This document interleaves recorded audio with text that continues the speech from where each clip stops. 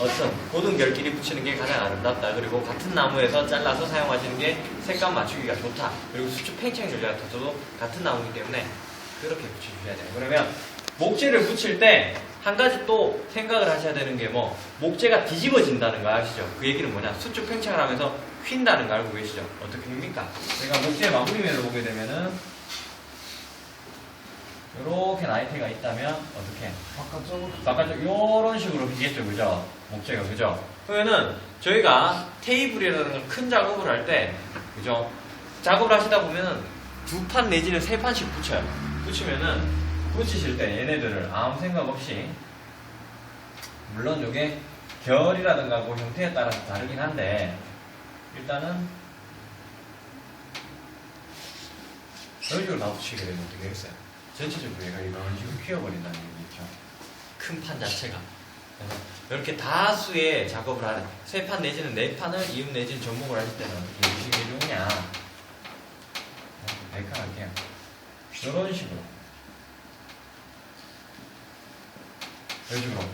면 자체를 앞뒤 해주시면은 얘들이 휘는 방향이 좀 덜해요. 이런 식으로 잡아주기 때문에 좀 덜하다는 얘기예요. 근데 한쪽 방향으로 밀어버리시면은 얘가 완전히 한 면으로 뒤집어집니다. 요거를 일단은 생각을 해주셔야 되고요. 아시겠죠? 그 다음에 해야 될 게 뭐, 만약에 테이블 같이 큰 작업을 하실 때는 저희들이 그냥 아무 판 큰 거 2개 붙여도 테이블을 냅니다. 근데 되도록이면 작품, 제대로 된 작품을 만드시려면 어떻게 되느냐? 저희들이 테이블을 만약에 두께가 35mm 있습니다. 그러면은 둥치 자체를 한 70mm 이상, 80 내지는 90mm, 90mm 정도 되겠네요. 90mm 정도 되는 거를 작업을 하셔야 돼요. 어떻게? 자, 나무를 세로로 이렇게 있다고 할게요. 이렇게 나이트로 심통 주시고 이렇게 두껍게 있겠죠. 요걸 반을 딱 쪼갭니다. A, B. 그 얘기는 뭐냐? 손바닥을 딱 붙였을 때 반틈을 딱 잘랐고 손바닥을 딱 보게 되면은 얘랑 똑같죠? 그런 겁니다. 즉 결을 쓰실 때에도 둥치나무, 두꺼운 나무를 반틈을 키면은 그 톱이 지나간 그 단면에 대해서는 결이 똑같겠죠. 거의 흡사하겠죠. 그렇기 때문에 나무의 목재 알판이라든가 자, 보시면은 이런 나무 보시면은 아무 생각 없이 보시면 그냥 문짝이구나 생각이 되시는데 보면 같은 결이에요. 즉 뭐냐? 두꺼운 나무를 펴갖고 고기가 이렇게 똑같은 문양을 뽑아놨다는 얘기예요. 그러니까 서랍 앞판이라든가 아니면 테이블, 큰 테이블을 사용하실 때는 보면 다 그래요. 같은 결을 사용해 주시거나 흐름이 같은 거를 사용해 주셔야만 보기가 좋다는 얘기입니다. 아시죠? 그러면 이음에 대한 종류를 설명을 드릴게요. 이제 여기는 이음에는 여러 가지 종류가 있어요. 목재 자체를 이용하는 거랑 다른 목재를 낀가넣어서 사용하는 거랑 있는데 가장 기본적으로 저희가 사용하는 거는 뭐 마디움입니다.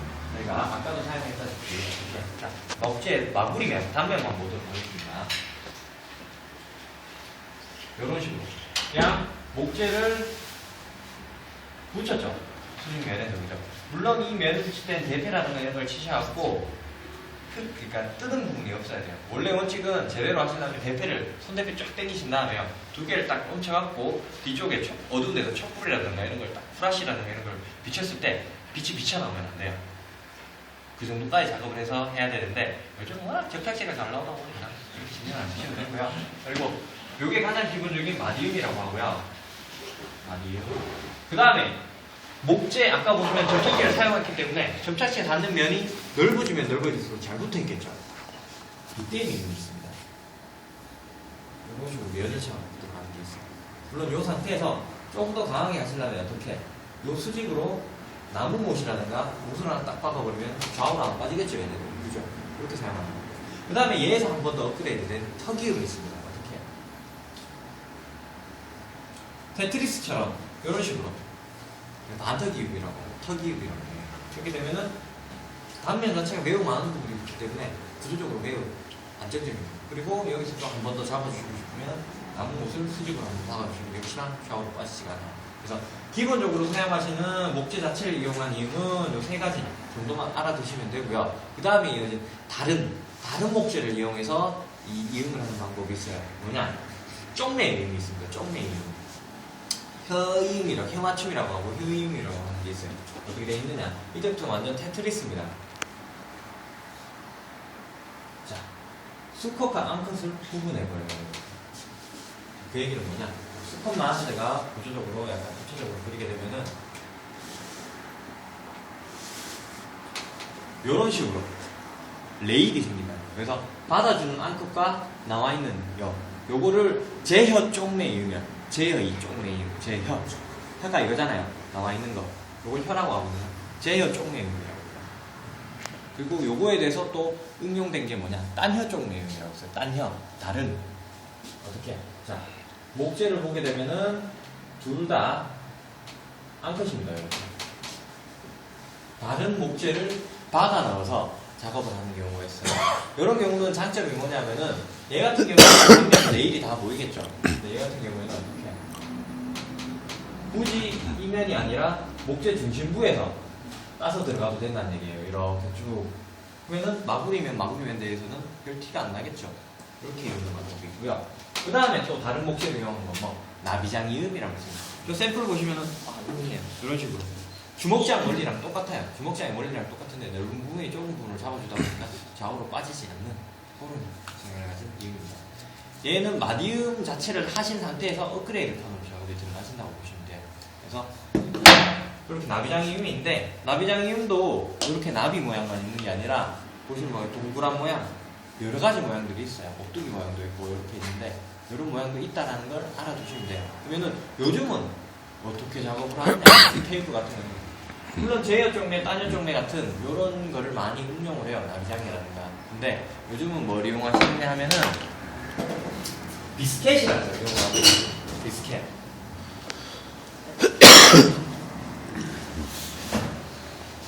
이게 비스켓이라고 하는 놈이에요. 딱 봐도 저희가 먹는 비스켓, 그 과자 같이 생겼죠. 얘는 뭐냐면은 비치목, 노도밭나무를 압축 성형을 내놓은 거예요. 보시면은 찌그러져 있거든요. 단면에 오돌토돌하게 팍 찌그러져 있어요. 압축을 해놓은 거예요. 그 안에서. 그러면은 요 놈을 사용하는 방법은 어떻게 생겼느냐, 그라인더 비슷한 기계가 있어요. 비스켓 조이너라고 하는 기계가 있는데 저희가 요렇게 마주 보는 두 부분에 요렇게 체킹을 한 상태에서 딱 분리하신 상태에서 여기가 체킹이 되어 있다고 제가 가정을 할게요. 단면에다가 날이 요렇게 앞으로 회전하거든요. 둥글게 찌르면은 날이 튀어나왔다가 놓으면 뒤로 밀려나가요. 그래서 날 자체가 둥그니까 요렇게 둥글게 안쪽에 요 면만 요렇게 비스켓 두께만큼 이렇게 홈이 나버려요. 그래서 양쪽에 똑같이 체크해 놓은 놈 기준으로 찌르게 되면은 요 부분만 홈이 딱 나겠죠. 그 다음에 어떻게 본드를 발라서 요 비스켓을 딱 박아 넣고 붙여버려요. 근데 생각하시는 게 요게 뭔 힘이 있겠나 싶으시거든요. 근데 얘 원리는 딴 쪽 내용이랑 똑같습니다. 그리고 얘 자체는 뭐 아까도 말씀드렸다시피 비치목을 너도밭나무를 압축을 시켜놓은 거예요. 그러면은 저희들이 본드를 칠하게 되면 어떻게 돼요? 본드 자체에 수분이 있죠. 유성이든 수성이든 수분이 있어요. 용지의 수분. 그러면은 얘가 바짝 말라 있는 상태에서 약간의 액화된 성분을 만나게 되면 어떻게 되겠어요? 쭉 빨아먹겠죠. 빨아먹으면서 얘가 부풀어 오릅니다. 실질적으로 얘 두께가 1.5에서 2mm 정도 되는데 제가 물에다 담가봤거든요. 물에다 담가놓고 빼보니까 얘 두께가 3.5에서 4mm까지 거의 한 1.5 내지는 2배까지 부풀어버려요. 그러면 얘들이 부풀어버리면서 양쪽의 나무를 꽉 물어버린다는 얘기예요. 그래서 안 빠져요. 그래서 만약에 두꺼운 나무 같은 경우에는 이렇게 두 번 이런 식으로 넣어갖고 작업을 해버리거든요. 그러면은 애지간하게 흔드셔도 안 빠집니다. 그래서 그렇게 된 상태에서 모양도 모양이지만 나비장 같은 것도 한번 넣어주시면은 거의 뭐 얘는 안 부러진다고 보시면 돼요. 그만큼 견고해요.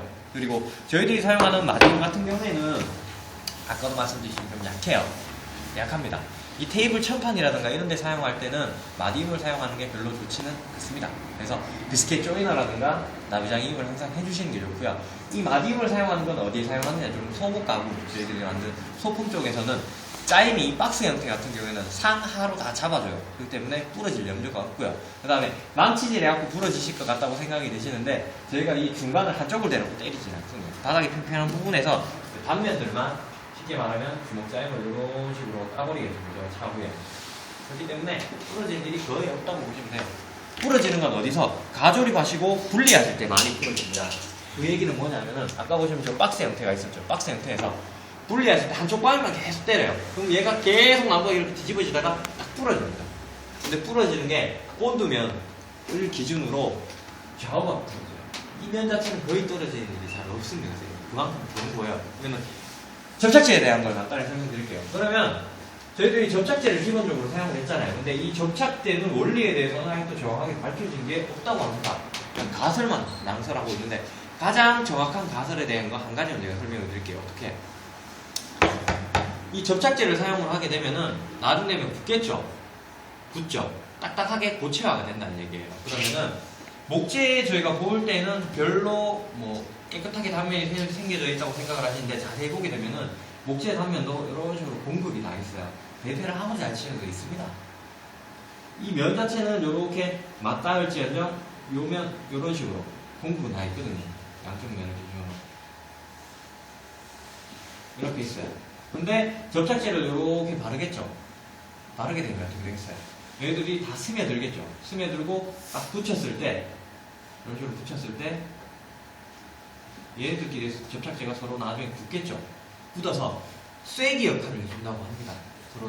그러니까 따녀종의 미세한 따녀종의처럼 쐐기 형태를 잡아준다고 해요. 그래서 이게 가장 뭐 정확한 근거 낭설이라고 하고요. 다른 건 뭐 본드 자체 장력에 의해서 붙는다고 하는 것도 있고 여러 가지 설들이 난무하는데 거의 원리는 요게 맞다고 보시면 돼요. 거의 요게 가장 확실해된 그 가설 중에 하나라고 합니다. 아시겠죠? 그리고 저희들이 사용하는 본드들은 여러 가지 본드들이 있는데 수성 본드들은 말씀드린 대로 50 본드 같은 게 수성이에요. 넘버가 201, 205, 208입니다. 이거의 차이는 뭐냐? 용제 양, 용제 농도, 수분의 양입니다. 201은 물이 많이 들어가 있어서 매우 묽어요. 묽은 만큼 뭐 가용 시간이 길어요. 빨리 안 굳는다는 얘기예요. 수분이 다 증발해야만 저희가 딱 굳어서 접착이 돼 있겠죠. 그래서 얘는 가용 시간이 좀 길다는 얘기고 흔히들 사용하시는 게 205 본드를 많이 사용하실 거예요. 205 같은 경우에는 가용 시간이 20분에서 30분 정도 됩니다. 그리고 209, 이 본드 저희들이 사용하는 본드들은 매우 정성이 강해요. 찐득찐득하죠. 이 같은 경우에는 가용 시간이 한 15분 정도밖에 안 돼요. 10분에서 15분. 여기서 같을 때는 바르고 한 5분, 6분 되면 슬슬 말라 들어가요. 굳어 들어가요. 그래서 빨리 작업을 해주셔야 돼요. 빨리. 그래서 저희들이 조립할 때 항상 주의시켜드리고 말씀드리는 게 같이 하셔야 돼요. 같이. 파트를 나누셔갖고 공장처럼 이렇게 팍팍팍 돌아가야지. 아니면 개인적으로 작업 항상 하시다 보면 문제가 생겨요. 일하는 사람만 해도 지금 겨울철이라 건조하죠. 혼자서 작업하시면은 본드 벌써 굳어갑니다. 조립 다 하시기 전에. 같이 해주셔야 된다는 거예요. 그리고 이 본드의 종류도 보면은 여러 가지가 있는데 옛날 같은 게 악열을 많이 사용했어요. 동물성 지방 성분에 대한 악열. 불에 풀 같은 경우에는 불에랑 악열을 섞여갖고 만드는 건데 얘네들은 요즘 사용하지 않아요. 왜냐하면 옛날에는 접착제가 자체가 없었기 때문에 악열을 사용했거든요. 악열은 만드시려면 중탕도 한 3시간에서 5시간 돌려줘야 되고요. 냄새도 지독합니다. 그래서 접착 가용 시간이 한 15초에서 30초밖에 안 돼요. 뜨거운 상태에서 바르신 다음에 부벼갖고 바로 놔둬야 돼요. 그럼 붓거든요. 근데 요즘은 접착제가 정말 잘 나와요. 50 본드만 해도 애지간한 악열만큼이나 강하다는 얘기입니다. 그리고 여러 가지 수지 접착제가 있어요. 이 50 본드는 마르면 비닐처럼 된다고 해서 초산 비닐 수지 본드라고 하고요. 그 다음에 에폭시 수지 접착제도 있고 여러 가지 접착제가 있습니다. 그런 것들은 책 보시면 나와 있어요. 접착제에 관한 거. 그래서 기본적으로 에폭시 수지 접착제가 제일 단단하다고 합니다. 근데 얘네들 자체에는 이 가격도 만만치 않고요. 쓰기도 힘들어요.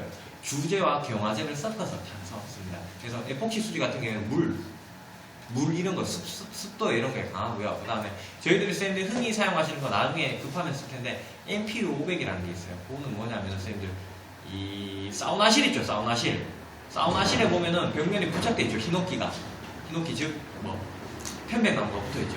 그 히노키가 붙어있는데 거기에 사용되는 본드예요. 그거는 목재 접층 성형용 본드라고 해요. 쉽게 얘기하면 목재끼리 이런 식으로 붙여놓을 때 사용하는 본드예요. 이 본드는 열과 수분에 습도에 매우 강해요. 그래서 외장재라든가 사우나실 이런 데서 많이 사용하고요. 실질적으로 데이터화가 나온 게 이 75도씨 물에 3일 정도 끓여도 떨어지지가 않는다고 그렇게 경고한 본드라고 합니다.